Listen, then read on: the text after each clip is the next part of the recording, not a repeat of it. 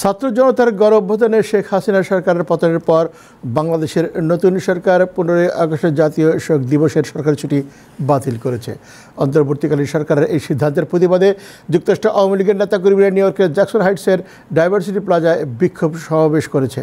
এদিকে সমাবেশ চলাকালীন অবস্থায় নিউ ইয়র্কে বসবাসরত সাধারণ প্রবাসী বাংলাদেশি শিক্ষার্থী এবং বিএনপি সমর্থকরা আওয়ামী লীগ বিরোধী পাল্টা বিক্ষোভ সমাবেশ এবং বাধা প্রদান করে পাল্টা স্লোগান দিতে থাকে।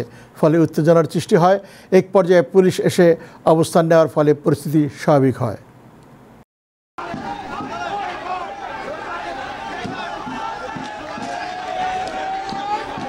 বাংলাদেশের অবৈধ অন্তর্বর্তীকালীন সরকার 15 আগস্ট জাতীয় শোক দিবস বাতিল ঘোষণা করে আমরা এখানে সমবেত হয়েছি।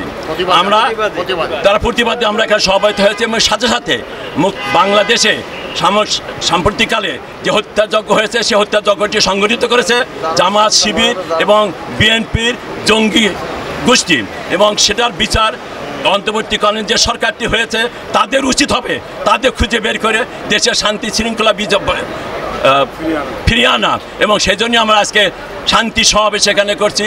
আমরা প্রতিবাদ করছি যে সিদ্ধান্তটা নিয়েছে সেই সিদ্ধান্ত যে 15 আগস্ট জাতির পিতা বঙ্গবন্ধু শেখ মুজিবের মৃত্যু দিবস সেটাকে জাতীয় এবং এটাকে যে শোক দিবস ছিল সেটাকে বাতিল ঘোষণা করা আমরা প্রবাস থেকে প্রতিবাদ জানাচ্ছি, তীব্র প্রতিবাদ জানাচ্ছি, জোর প্রতিবাদ জানাচ্ছি। জয় বাংলা, জয় বঙ্গবন্ধু।